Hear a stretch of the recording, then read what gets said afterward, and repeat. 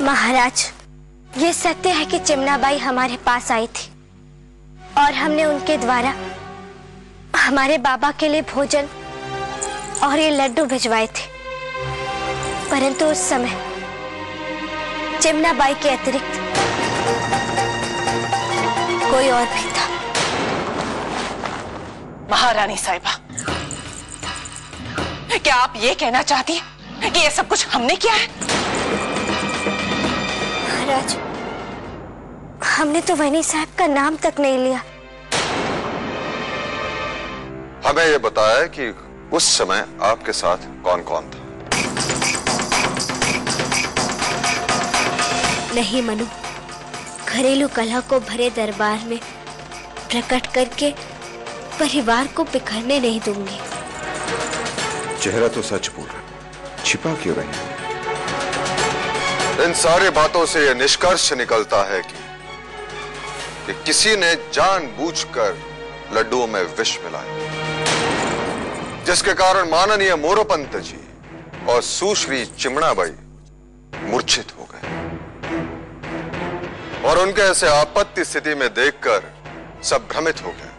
इसलिए हम इस षड्यंत्र की तह तक पहुंचकर अपना निर्णय सुनाएंगे। ये न्याय नहीं है महाराज। जो षड्यंत्र महल में रचा गया, उसका दंड मेरी पुत्री क्यों भुगते? आप निश्चिंत रहे शिवराम भाऊ, आपको न्याय अवश्य।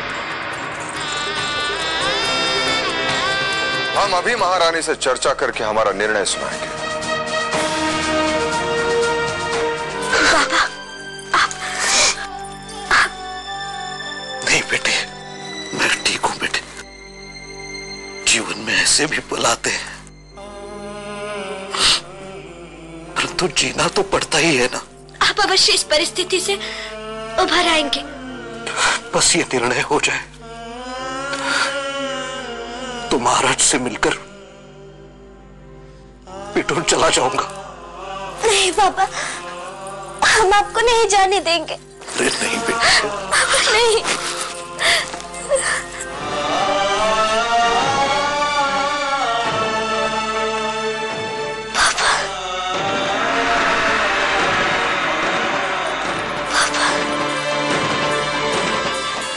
महारानी,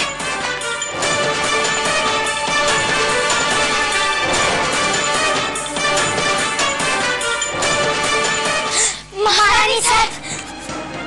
महारानी को क्या हुआ? महाराज, महारानी साहब का उपवास है, उन्होंने कल से कुछ नहीं खाया।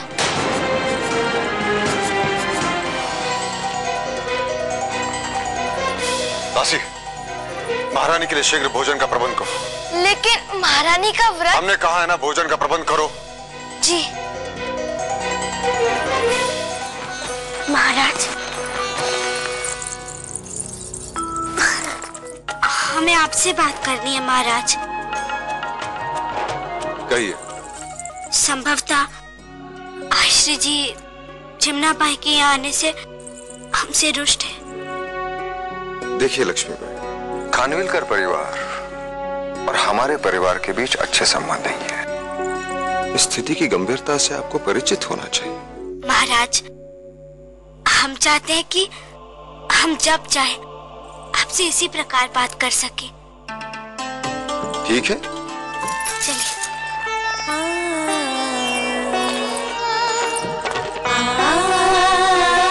महाराज, वो वृक्ष देख रहे हैं? हाँ। जब भी हमें आपसे बात करनी होगी, हम अपने इस तीर से उसे भेद देंगे और फिर आप तीर देखकर समझ जाइएगा। आप उस लक्ष्य को भेज सकती हैं? हाँ अवश्य। ये देखिए।